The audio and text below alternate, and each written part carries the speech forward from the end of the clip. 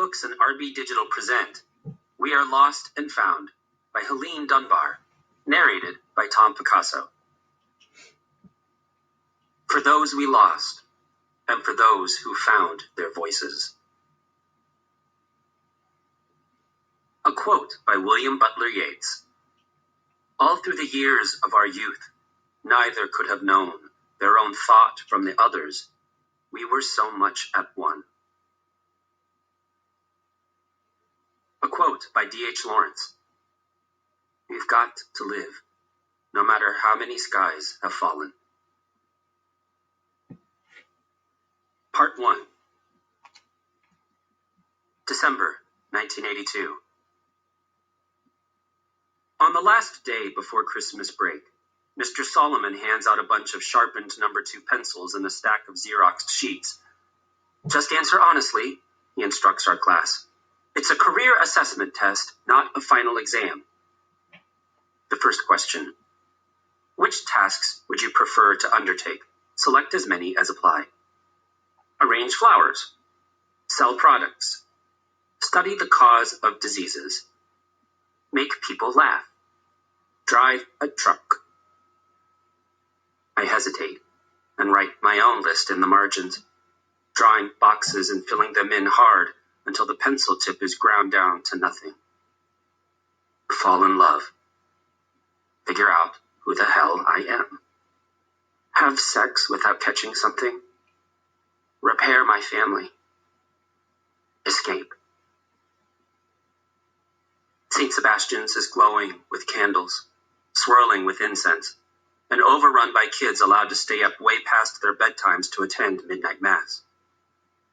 But the only thing I can focus on is my brother, Connor, drumming his fingers on the wood of the back pew, trying to pretend he doesn't care that he's sitting alone in our family's church on Christmas Eve.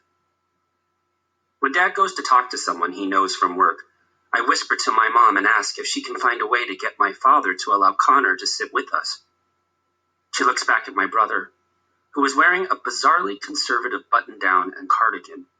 The only part of the getup that looks like Connor is the "beat it" button over his heart. Even when he tries to rein it in, he can't. Connor glances over and then looks away. He knows we're watching. For a minute, I'm optimistic. After all, it's Christmas, and Connor didn't have to come to St. Sebastian's. He has a million friends, a world of boys he's replaced us with. He only came to this church because he knew we'd be here. That has to count for something, even to my father. But then Mom spins her wedding ring and says, "It's a holiday, Michael. Let's not make waves. You know how your father is." And any hope I have for a Christmas miracle is dashed faster than an 8-year-old's belief in Santa Claus. My parents would murder me if they knew I was standing outside Central Park at midnight on New Year's Eve with my best friends. They'd murder me twice if they knew I was drunk.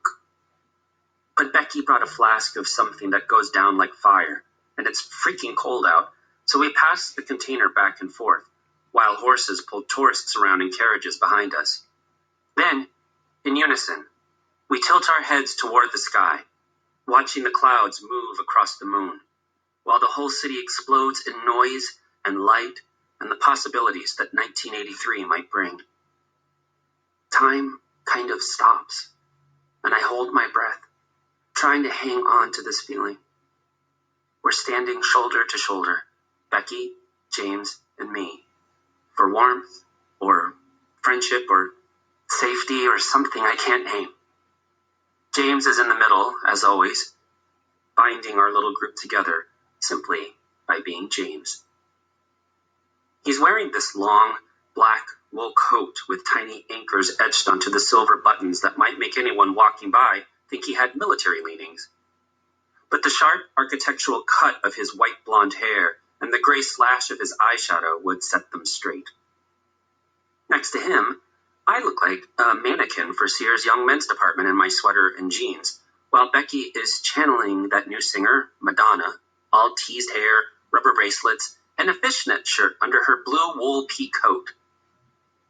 James